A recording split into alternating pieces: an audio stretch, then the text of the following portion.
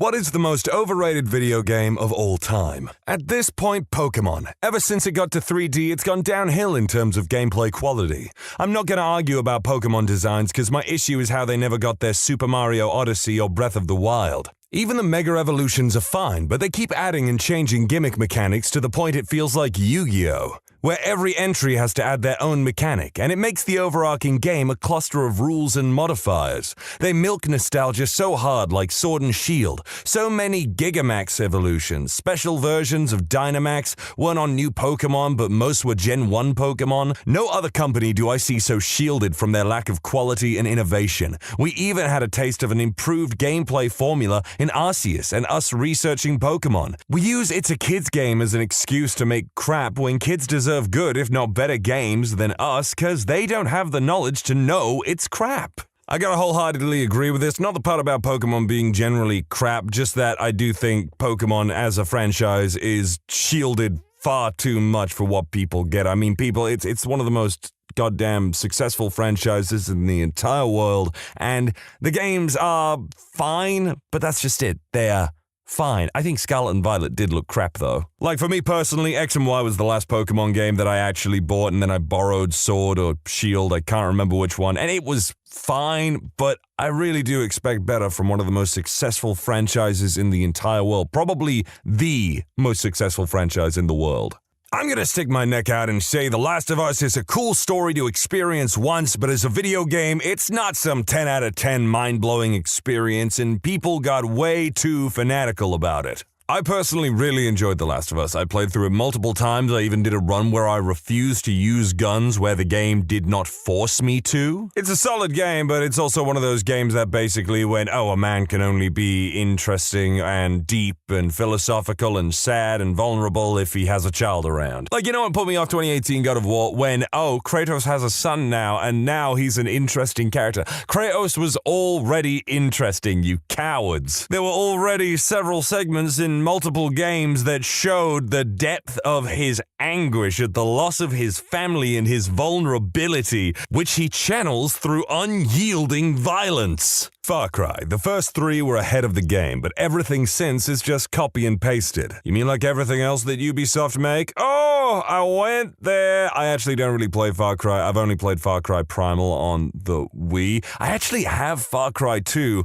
on my Steam library because it was like £2 or something like that. So maybe I'll give that a go because like this guy said, I've heard the original Far Cries are freaking amazing. But yeah, Ubisoft as a company, I feel like their newer Far Cry games, friggin' Assassin's Creed, they all just kind of blend together in my eyes. I don't really care about them anymore. I used to love Assassin's Creed, and Rayman Origins freaking rock. Like, Ubisoft used to be a good company. Overwatch, it's just a shooter, man. It doesn't deserve the worship that it got, and it consistently underdelivers. People assume it has such a deep lore and world, but it really is a bare bone of a basic concept done to death. I don't take this comment that seriously. I'm not an Overwatch guy. I used to be when it first came out. I played it for ages with friends all the time, but I'm pretty sure the die-hard fans of Overwatch are few and far between at this point, and it is far from an overrated game at this stage. Feel free to tell me if I'm wrong, though.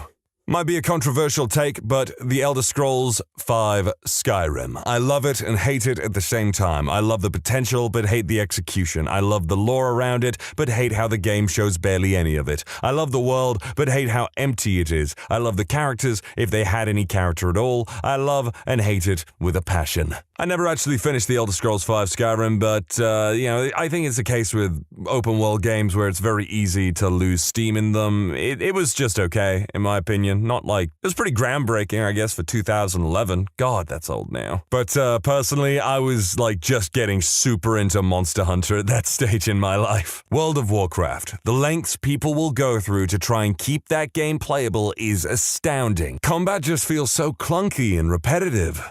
Okay, so I love Final Fantasy XIV, but I really don't think like combat is like the biggest thing in World of Warcraft. What I like about World of Warcraft is the world and exploring that world. That is dope as hell, exploring Azeroth. I'm gonna catch some crap for this, but BioShock. It never caught flack for being derivative of System Shock, even to the point of being named in an obvious homage to it. Probably because relatively few people actually played System Shock at that point. But if they had, they might have wished BioShock was more derivative of it, because while BioShock dresses itself with the language of immersive sims, it completely failed to deliver on its initial promise of an open-level, play-it-your-way experience. BioShock is a game where you can sneak, but you can't beat the game by sneaking. You can hack, but you can't beat the game by hacking. Open combat is an inevitability. Similarly, the levels are big and open, but it always has a very clear idea of where you're supposed to go next and how you'll get there. I suppose it's appropriate in an ironic way that BioShock only ever gives you the illusion of choice. Speaking of which, the narrative is overall pretty mediocre, aside from the admittedly well-executed twist everyone talks about. Many of the areas, the only reason you're there is that it was between you and your objective, and that it's kind of the tone. It also mostly fails to integrate its political themes. Rapture's liberation vision failed because everyone got a substance that gave them superpowers but made them insane, not because the original vision was ghastly. Similarly, the communist opposition to it failed because the leader was secretly corrupt from the start. The game never really offers an opinion on whether either idea could work or why they would fail. It just kind of plays in the space for a bit before something else makes the question irrelevant. Yeah, I kind of get where they're coming from. I still enjoy BioShock. I haven't played it for a while, but if you really want a game that's really open in the way that you can approach the entirety of it and win in very specific ways, then play Dishonored. That is an amazing game. That's the game that I will talk about, and people are probably going to turn around and go, oh, that's so overrated, though. No.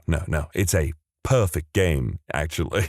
Zelda Breath of the Wild. I am a Zelda fan. I really love the series. I tried my best to get into this game and I wanted to love it, but I just could not as I found it very boring. Fair enough if they feel that way. Personally, I thought that Breath of the Wild is probably one of the single greatest open world experiences in any video game ever. If anything, I'm having more trouble playing Tears of the Kingdom recently. I just cannot get into that game right now. Maybe it's because I'm just so busy and stuff, or I don't know, maybe it's because it feels a bit too similar to the original game with a lot of added mechanics. Sure, but whatever.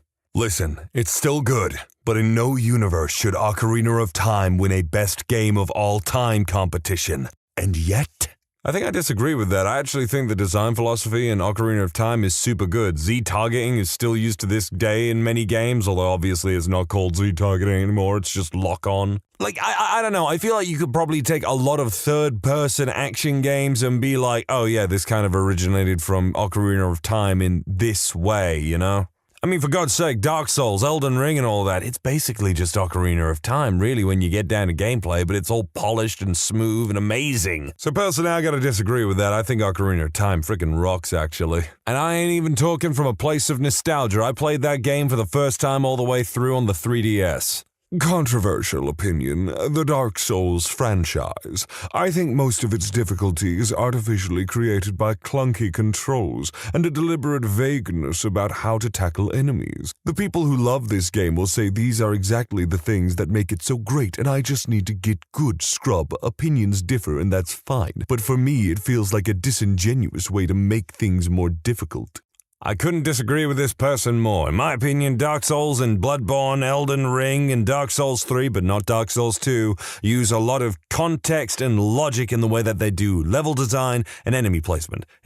Easy example, Sen's Fortress. If you run straight in there, you will notice that the first thing that happens is you activate a trap. This establishes a tone and establishes what you need to look out for and the kind of things that this place has up its sleeves. And if you don't adapt to stop and analyze the area for danger and whatnot, where you can and where you feel safe to, then you're gonna be fine. But if you just rough rod right in there, then you're gonna die. I frickin' love Dark Souls. I can't wait for Armored Core, but I feel bad for the OG fans because Armored Core is not Dark Souls. Black and White, Molyneux's magnum opus, was just a glorified Tamagotchi. Never played Black and White 1, but I did love Black and White 2 as a kid. Red Dead Redemption 2, because it's just not fun to play, which, for me, is what a video game should be, Dutch. I'm actually playing through this game for the first time recently, and it's not that it's not fun, but it's certainly a bit annoying when the game, forces me to beat a guy because I need to catch tuberculosis or,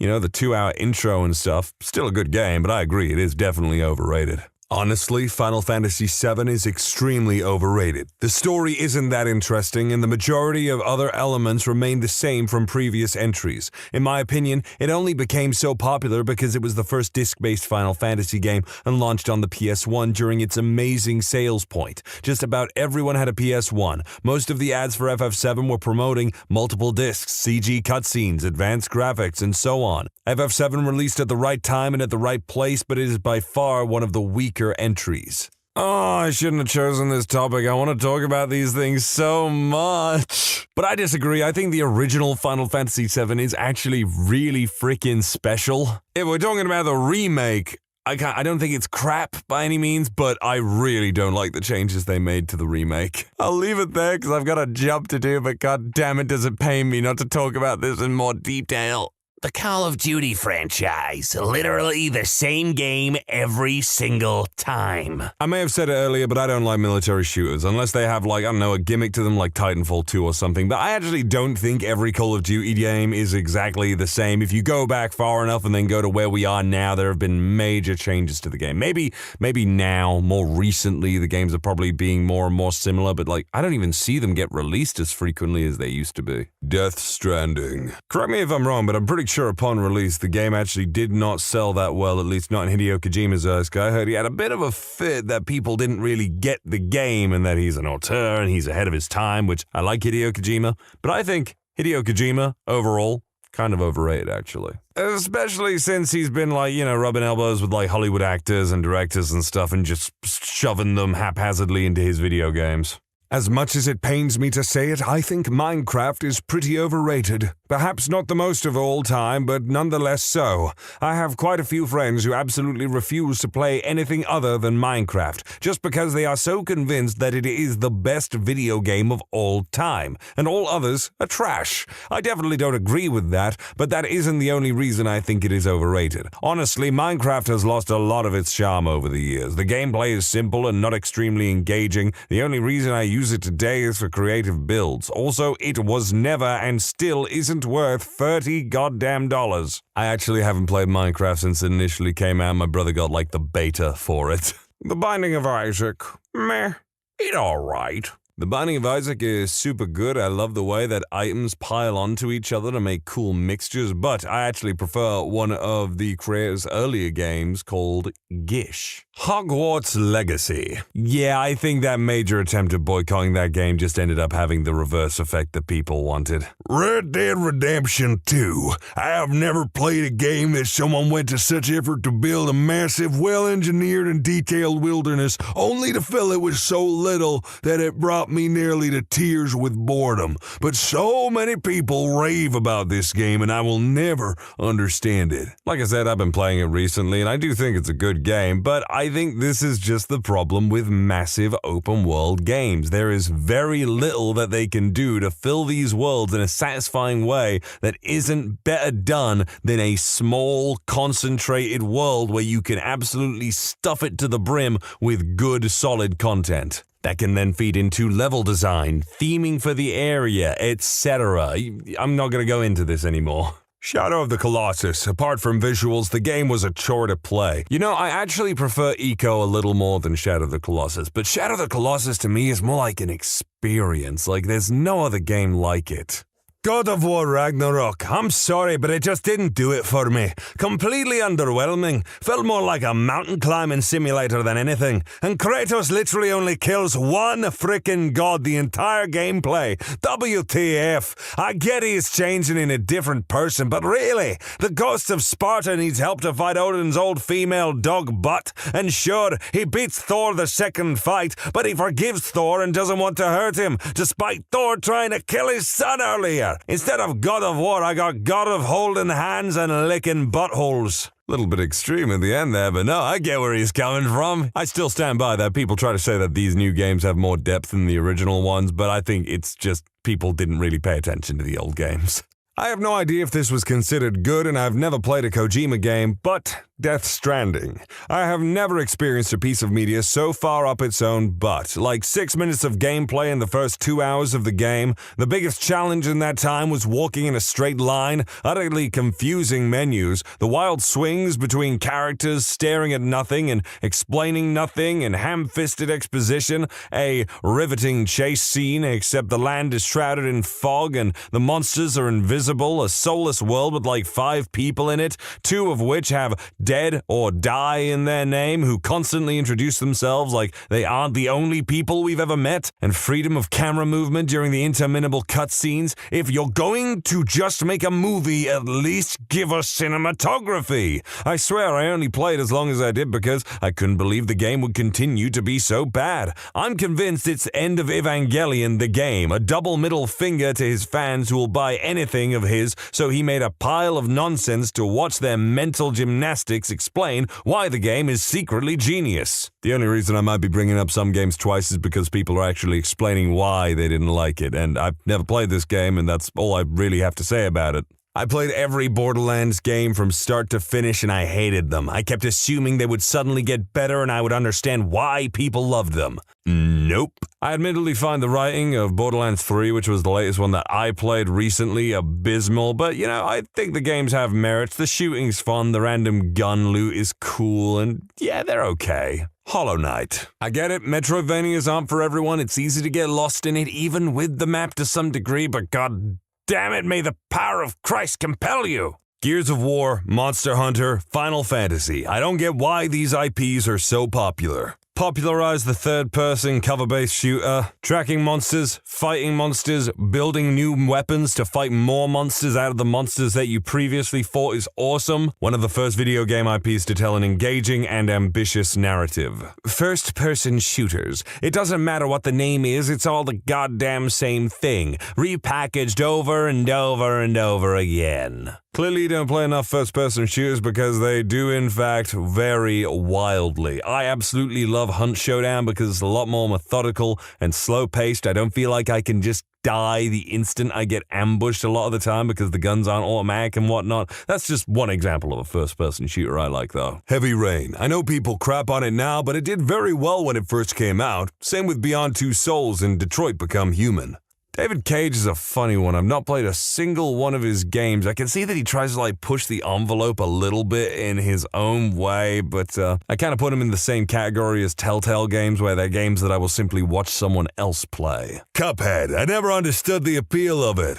To me, it's just a 2D platformer with quick mechanics and old-fashioned animation style and difficult bosses. I don't think it's a bad game, by the way. I've been playing that with my girlfriend lately, and she's so much better than me at it. She's absolutely carrying the team. But I don't know, I think that Cuphead is sort of an instant classic just based on the amount of time and effort that went into it. Like, if you look at the original trailer, it looks so bare bones compared to what it became.